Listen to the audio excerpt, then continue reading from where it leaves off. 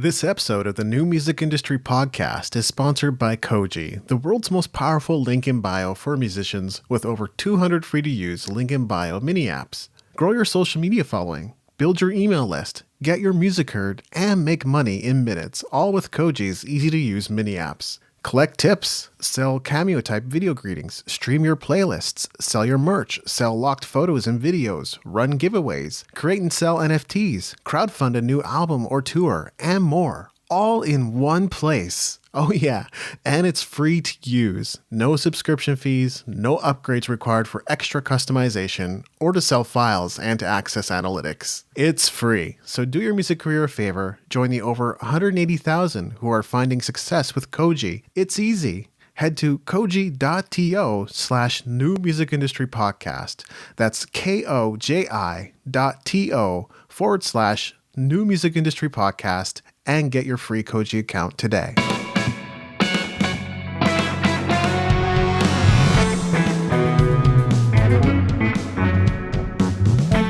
You're listening to the New Music Industry with David Andrew Wiebe.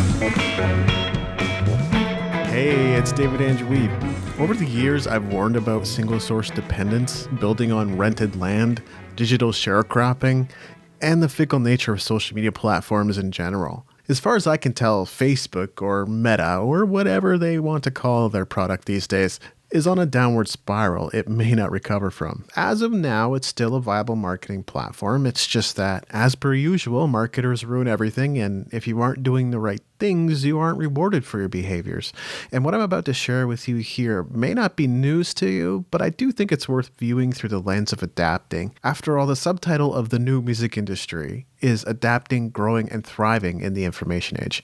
And while some say we're now in the experience age and no longer in the information age, I don't think adaptation is going to prove any less important. So let's talk about Facebook pages. Now, there are exceptions to everything. If you have an established Facebook page, or if there's a reason for people to come looking for you, pages can still work. There are, for example, personalities who only ever seem to publish on Facebook, so I miss out on their videos unless I actively seek them out. So every Wednesday, I log into Facebook to see what they're up to because I know they usually go live on Wednesdays. I co-founded a community called the Indie YYC, and we use Facebook as our primary platform. There are always risks, and I've shared my concerns with the inner community, but given everyone's busy schedule and participation level, publishing on Facebook has worked and continues to work for us. Just for reference, we have nearly 1,500 likes and over 1,600 followers. Although engagement level isn't always consistent or predictable, we do reach about 100 to 600 people per post without boosting them. The issue is, if you're trying to establish a new page and a new brand now, unless you've got a big budget to spend or a lot of traffic you can push from your email list or another platform, a Facebook page is not going to be a good use of your time. I've read articles on Facebook's algorithm updates, and honestly, I see the same generic advice that always gets thrown around. Connect with your audience, post at the right time, share inspirational stories, create quality content, make short and engaging videos. Not only is this largely unhelpful because it's subjective advice, I find that the most engaged videos on Facebook are now long form, not short form, so some of the advice is either bunk or misinformed. In other words, you can't exploit a specific tactic to get more engagement right now. It used to be that if you went live, you could drive up a bunch of engagement, but again, that only seems to work for established pages at this point. Like I said earlier though, Facebook is still a viable platform. It's just that you should consider prioritizing different activity now. The creator economy is exploding, and there has never been a better time to grow a loyal and passionate fan base to earn an income doing what you love to do. In the past, this meant the big headache of creating accounts on tons of different apps and platforms just to accept tips, set up locked content, sell merch, crowdfund your next project, create and distribute NFTs, and more. That's why Koji and their link in bio app store is a game changer. I'm a huge fan. Use their locked audio mini app to sell live recordings, old demos, extended versions of tracks, sample packs and loops, anything that doesn't live on Spotify. Use Sell a Service to sell remixing, overdubs, music marketing services. Sell bars as a rapper or remote recording and editing services as an engineer, right on your link in bio. Add a Koji tip jar or love jar to receive donations from your fan base. Try their Music Links app to easily display all your streaming links in one place, just like the pros. Releasing a new project? They've got incredible free apps to engage audiences and build hype, like their Challenges mini app, where your fans can compete in video challenges you create. Or try their Giveaway mini app, where fans do promo for you on social for the chance to win something. I'm just scratching the surface here, so you should really go explore the Koji platform and their link in bio app store for yourself. It's free. Head to koji.to/New Music Industry Podcast. That's koji.to/New Music Industry Podcast. Especially those of you who are using an outdated, featureless link in bio, join the creator economy power wave today with Koji to create the life you love through music.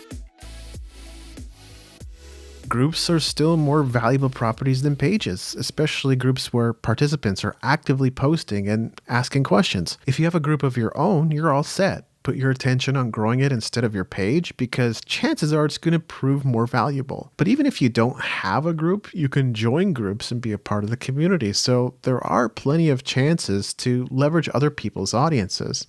Profiles are also great soapboxes. I've talked to enough artists to know that some are going to take exception to that. They treat their profiles as sacred, don't post unless they have something to share, don't post things they don't support, shy away from posting marketing posts, and so on. Look, you've got to be the one to decide what your tolerance is, but some of my most engaged posts recently were either about my now 4-time award-winning film score for The Nobody Prayer, or my beginner guitar program Chord course.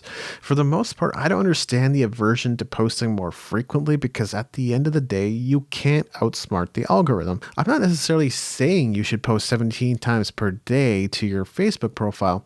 You can certainly do that with your stories, but you shouldn't turn gun shy just because your latest post only got 20 likes when your last one got 140. You might think it's simple math, but it never is. People often assume it's the content, but it could just as easily be the time at which you posted, the use or lack of emojis, misspellings or no misspellings, whether you're touching on controversial topics, imagery, and more. I feel like the best thing you can do is to treat it like an experiment. Post different things, see what people respond to, and then and only then begin to narrow in on the type of content people seem to respond to most. The only reason it might be awkward to post quote-unquote marketing content on your profile is because you think of it as separate from your personal life.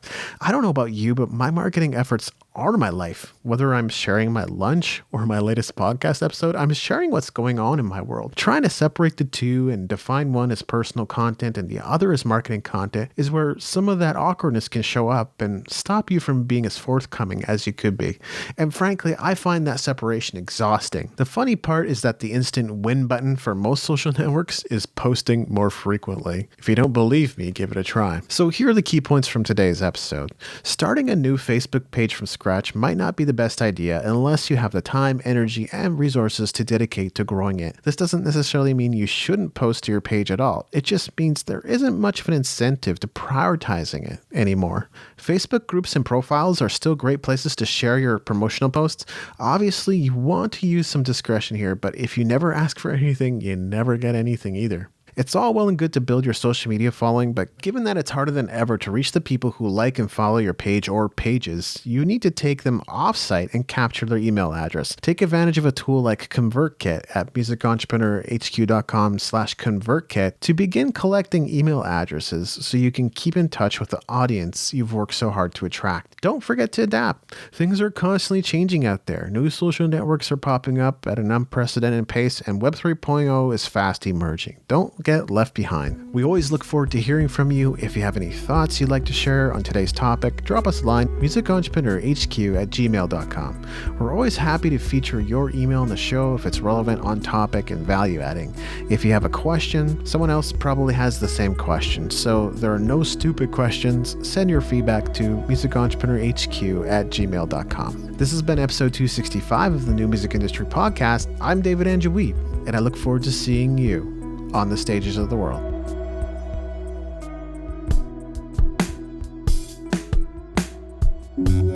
Thanks for listening. The opening theme, closing theme, and closing segment ambient music was created by Brian Bob Young. If other music was used in this episode, it's credited in the show notes at musicentrepreneurhq.com. Please leave us a rating and review in iTunes to help us spread the word about the show.